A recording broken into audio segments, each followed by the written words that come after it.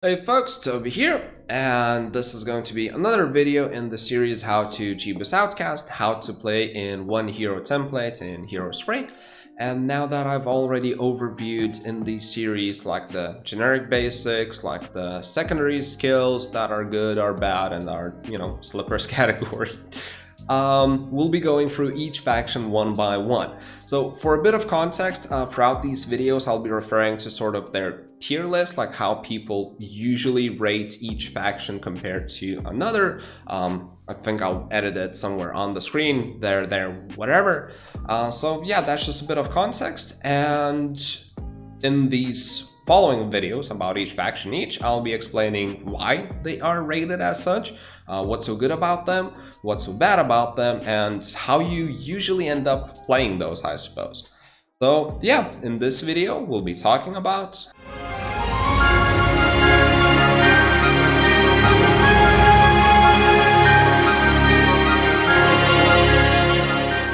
Stronghold is just really well balanced, really strong faction.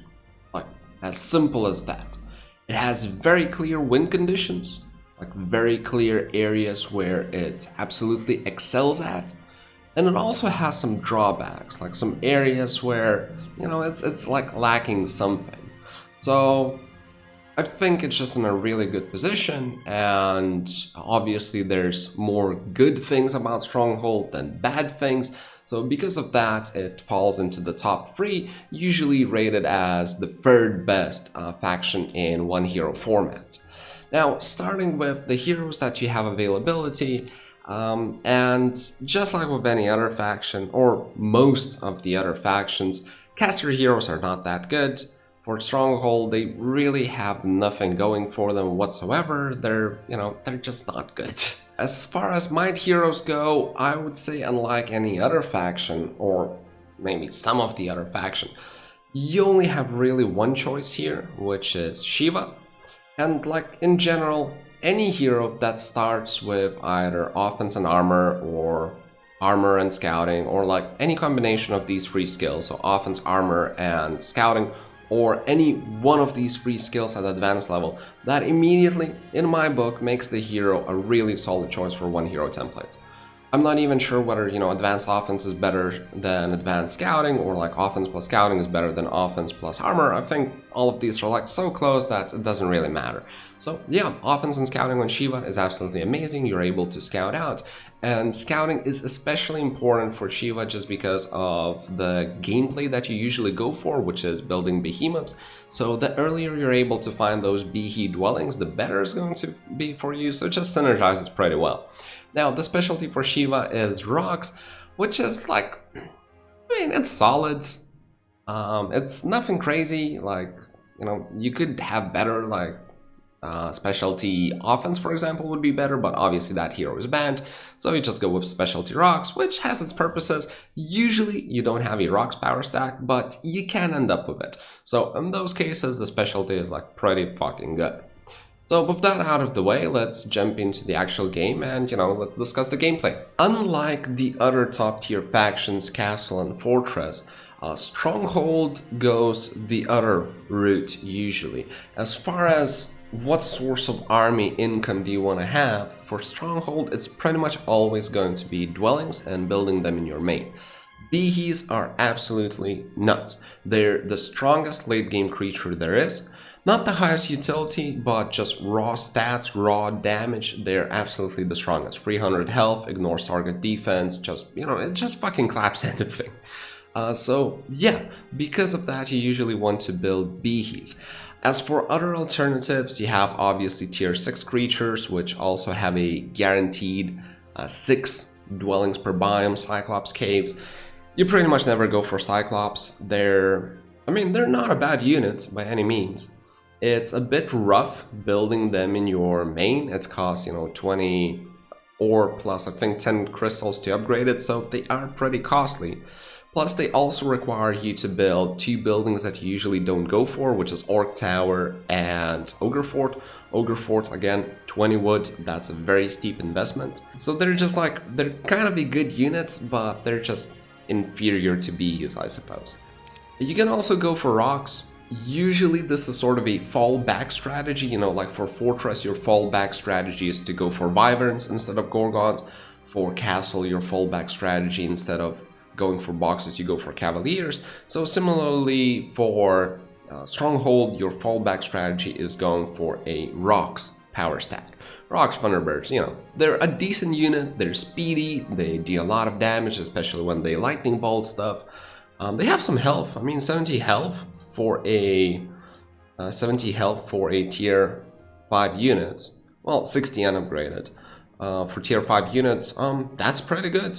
Like, it's not the craziest, I think, but it actually might be one of the highest health in the units now that I think about it. Like, Dendroids, I think, upgraded to have like 65, so yeah, like, Rocks are really, really strong. But again, Behees are just so good that you usually go for Behees. There will always be free Behee Crags in your biome, and yeah, that's what you usually go for. Now, the implication of that, there are like several implications which are kind of also what you could call the specifics about Stronghold. So, you know, let's start going through them. The first thing is that when you're going for a dwelling army, you will not have as high of a tempo. Couple that with the fact that Behees are the absolute beasts in late game, makes Stronghold arguably the strongest town for late game. So you usually kind of want to go to the late game, but this is where Stronghold kind of falls short because of a few specifics. So one specific that Stronghold has, or rather Barbarians have, is that you cannot learn water magic through normal means. You cannot learn it from universities, you cannot level into it, you cannot learn it from Magic University. The only way to get water magic is through, and let me check if I can find this on the map. Well, anyway, witch huts. You can learn it from that, you can learn it from scholars. Sometimes scholars offer a secondary skill instead of a primary skill. So those are the two only means to learn water, and water is very crucial in late game fights because of Expert Dispel, allowing you to dispel your opponents like Prayer, Anti-Magic if they don't have Sphere of Pertinence. It also synergizes very well with Behees themselves, because if you Prayer them and you get +4 speed, then they won't get kited as much. Because while Behees are amazing, their speed is an issue. Speed 6 unupgraded, speed 9 upgraded. That is pretty low. So yeah, those two skills would be kind of really crucial and would synergize really well. Plus Expert Teleports, like if you're sieging something with Behees, you are actually subject to getting kited pretty fucking badly. If a few conditions align, such as your opponent has a lot of mana, well, more mana than you maybe, he has a faster, preferably flying unit, and you are sieging his town, you are very susceptible to quicksand strategy. Because in Jebus Outcast, if you are the attacker, you need to win within 100 rounds. So what an opponent can do is just spam a bunch of quicksands, anti-magic his units, and then wait out for your anti-magic to run out, at which point he just berserks you, and you like never reach him. So he either waits out the 100 rounds, or he just spams lightning bolts until you're dead. So you are susceptible to that without Expert Teleport, without Prayer for speed priority, without Dispel to remove the opponent's anti-magic, and so on. So while you are still the best, you are susceptible to a few things. Now, the other kind of specific thing about Stronghold, which is kind of really wonky, like if you want to go just full late game, then probably going into the bunker and picking up your entire spellcasting is going to be a good choice. However, the problem with Stronghold heroes, again, Barbarians, is that they really like attack. They like attack so much that they don't really understand what knowledge is. They're the dumbest heroes out there, I believe. Like them, and I think captains are the dumbest heroes out there. They will just not level up into knowledge no matter what. So it creates some really wonky interaction, I suppose.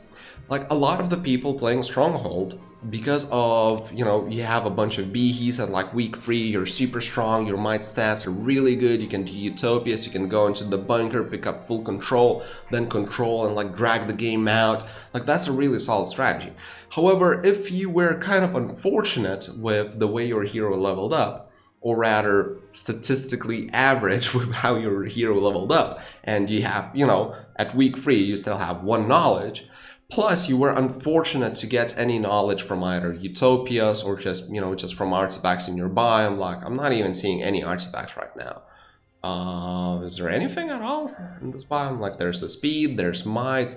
Yeah, so like in this case, we have 0 knowledge artifacts if we don't get any from Utopias, which is, you know, not uncommon, I would suppose. Yeah, you can just go into the bunker, pick up all of your spellcasting, but you're stuck with 10 mana. I think Stronghold is the only faction that has Magic Spring in their biome, which doubles your mana, which is amazing. But if you have only 10 mana, you double that, and it's still only 20 mana. So it's like creates a really weird interaction where knowledge, like if you see those little things in your biome that give you +1 knowledge, like for example, what are they called? Actually, I don't see those either. Lol. Yeah, this biome is really not great for knowledge, it seems. There's nowhere even to level up any knowledge at all, like whatsoever. Yeah, you're like legit stuck with 0 knowledge in this biome. So yeah, like this can happen, and then you go, you know, you pick up your control, but you have no mana, you can't use it, so this is like, again, a clear disadvantage that Stronghold has unlike any other faction. You know, you take the might heroes from any other faction, something like Rissa from Tower, she levels up into knowledge and spell power a lot. She will never have as much attack as a barbarian, but she will, if she gets control, she's immediately able to use it. I mean, Rissa especially, because she has mysticism, but just to kind of give you an example. So there is that interaction. Now, the other thing, sort of implication of the way the secondary skills for Barbarian work is, again, because you don't have access to water magic, that means your skill tree is a bit more flexible. Something like Armorer is probably going to be a good choice. Like whenever you get offered armor, you probably just want to pick it up because you will have enough slots to pick it up. You can go offense, armor, Diplo scouting, fire, water, air. That's 7 schools of magic, and you still have 1 more slot for whatever random skill.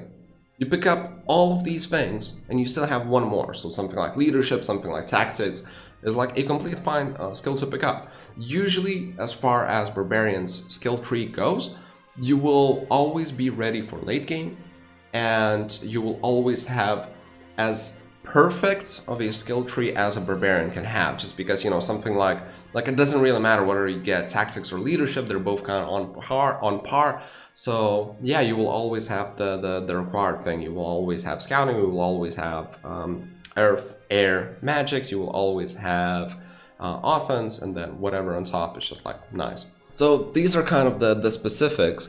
Now the other, again, like specific thing to Stronghold is the boxes that you have in your biome. So this one is very awkward because there's not really any good box that you want to go for. Like box gaming in general as Stronghold is like pretty meh. The reason being is that your tier 1 creatures, they're not amazing. They're not gnolls, they're not pikemen, they die very fast. They have high speed, but that's literally the only thing that they have going for them. So you can't really build a power stack out of goblins. Wolf Riders, yeah, they have speed, especially upgraded, they do a lot of damage. But here's the thing about Jebus Outcast, you're playing on a 1-minute timer, you usually do not have the time to babysit them. So Wolf Riders are kind of similar to like Vampire Lords for Necropolis, where they can be extremely powerful, but because of the lack of timer, you cannot babysit them and you will be bleeding them like crazy. So moving on, you have Orcs, which are just fucking garbage. Like, I mean, I think Lizards do the same damage, Lizards have the same health, and you know, this is tier 3 creature, Lizards is tier 2. So they just suck. They don't do really anything, like you just don't want to have them. Ogres are amazing meat for Utopia. But even then, like this would kind of dictate that, hey, you want to go for big boxes in your biome, right? Because like ogres are good meat, ogre magi are good meat, rocks and thunderbirds are amazing. But here's the thing, ogres, you get a lot of them from boxes. Like if a box contains ogres, it's going to be 30 ogres. 30 times 40 health, like that's a lot of health. However, if you get upgraded ogres, ogre magi, you only get 15 of them. So suddenly it's not as much health anymore. And if you want to upgrade those ogres, you want to build Orc Tower, which is most of the time not what you're building, and you also need to pay 20 wood. And then whatever it costs to upgrade the Ogre Fort into, upgraded version. So Ogre Magi are like not that good. So you want to go for Ogre boxes, but not Ogre Magi. And also not Orcs. So it's very hard finding those Ogre boxes. Now to make things worse, Ogres are speed 4. So you're gonna suffer something like, the Necropolis curse, I suppose, where you always have very slow units in your army, which makes your movement points every single turn very low. And that means in turn that you cannot achieve as much on the map. Then we have, rock boxes. But considering that you don't want Ogre Magi, but you want the rock boxes, it's going to be very hard to distinguish which ones are which ones. So rock boxes, obviously they're amazing. You get 15 rocks or 15 thunderbursts. That is absolutely nuts. It's like so glorious when you get them. But it's very hard to pinpoint which box is going to be ogres, which are going to be ogre magi, and which are going to be rocks. Because of that, usually you do not go for boxes at all. And you're sort of like going into how you usually play this game. Your week 1 is going to be all about finding one box, finding one doable box. So in this case, this could be this one, for example. Go do this box, you pick up your starting army, like a bunch of goblins or hobgoblins or wolf riders, and then you farm beehee crags. This is the goal of your week 1. You want to get a box, get a beehee crag, farm some crystals, maybe just pick up on the ground, maybe get a dwarven treasury, maybe pick up the crystal cavern, I believe it's called. Is there anywhere on the map? And build it in your main. The build path is extremely easy. You only need cliff nest, so that's a bunch of ore and a bit of gold. And then you also want to build it over here. It's only 10k gold, not that many resources, so usually you're able to do that on week 1 without too much issues. Accomplishing all of these things might be a bit challenging, but you get free resets, plus you start with scouting as Shiva, so you should be kind of in a good shape. Now, one kind of like minor specific detail to Stronghold is that I would say this is the only faction which actually on week 1 wants to flag 3 mines instead of 2. Like usually, as any other faction, you want to flag a sawmill and you want to flag an ore pit. As Stronghold, you also want to flag Crystal Cavern. Like, you can do better things, yeah, but in a lot of cases, this is going to be really good. Now, the reason for that is that throughout the game, obviously, you will need a lot of crystals. And this is where, sort of in like week 2, week 3, you have a very interesting decision. And I'm personally not certain what is the better choice. I don't think there's a standard choice here to begin with. But basically your choice in week 2 and week 3 is whether you want to double build your beehies or you want to upgrade your beehies into ancient ones. I think short term, ancient beehies are going to be a lot better. So if you need that extra push to be able to do utopias without losing too much, if you need that extra push to be able to go into, the bunker and then defeat like giants, probably, hopefully without silence and then some crystal dragons, then probably upgrading makes more sense. But in the long run, double building is extremely strong. So you have this interesting choice in week 2 and 3, and then obviously after that, this is where the late game begins. You have a bunch of beehies, you just go and farm the desert, yada yada yada. So yeah, like you have a lot of specific things to Stronghold. Like it's very good late game, but it's also missing a few core things in the late game. You have a lot of flexibility in your secondary skills. You don't really want to go for boxes, but you might be forced into it just to get some army going, because you do need some meat. You want some crystals, you know, even flagging this. It's an interesting faction. It's a nice change of pace, especially for a top 3 faction compared to, you know, like Fortress or Castle. So I kind of like it. It is pretty specific, pretty unique, and just in general, pretty fucking good. So I think that more or less sums up my thoughts. And, you know, as always, I hope you folks enjoyed this video. I hope you found it informative. Please let me know in the comments if you have any feedback, suggestions, blah blah blah. Other than that, I don't fucking know. See you guys in my streams, I suppose. So yeah, cheers, bye bye.